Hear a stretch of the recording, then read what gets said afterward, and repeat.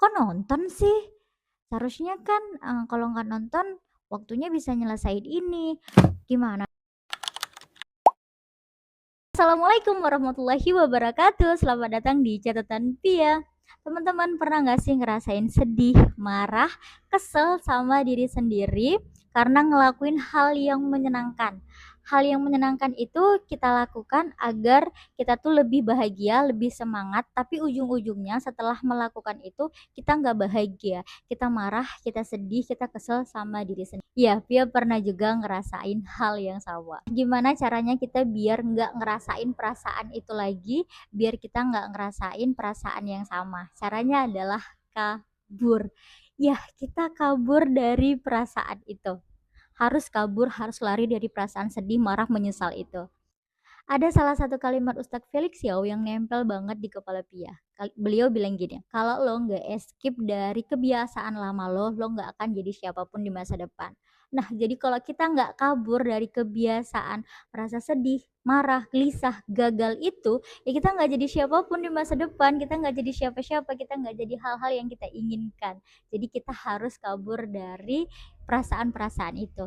Nah, gimana cara kaburnya? Cara kaburnya adalah evaluasi, cari solusi, dan bergerak. Nah, perasaan gagal, gelisah, marah sama diri sendiri itu datang karena mungkin kita ngelakuin kebiasaan yang kita anggap baik, tapi ternyata itu bukan kebiasaan baik karena itu bikin kita sedih di akhirnya. Karena nggak ada yang namanya kebiasaan baik kalau ujung-ujungnya nggak baik.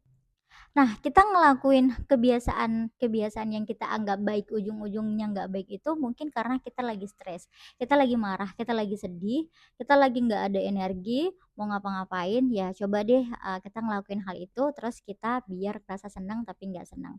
Contohnya mungkin kita lagi stres atau kita lagi mager. Oke nih, biar semangat, nonton dulu bentar, kita istirahat biar nanti ada tenaga, biar kita bisa bergerak. Terus setelah nonton, lah kok nonton sih? Seharusnya kan, kalau nggak nonton waktunya bisa nyelesain ini. Gimana dong? Nah, kita udah tahu dong masalahnya di mana. Nah, solusinya apa? Solusinya adalah ganti istirahat itu dengan tidak nonton. Kita ganti istirahat itu mungkin dengan baca buku, kita ganti istirahatnya itu dengan makan buah, kita ganti istirahat itu dengan benar-benar istirahat. Mungkin kita bisa pasang alarm 45 menit untuk istirahat tanpa HP, tanpa apapun. Nah, jadikan solusi itu sebagai kebiasaan. Misal olahraga kita jadikan kebiasaan karena olahraga itu bantu meningkatkan hormon bahagia. Dan makan makanan sehat itu juga mampu meningkatkan hormon bahagia. Baca buku juga meningkatkan hormon bahagia.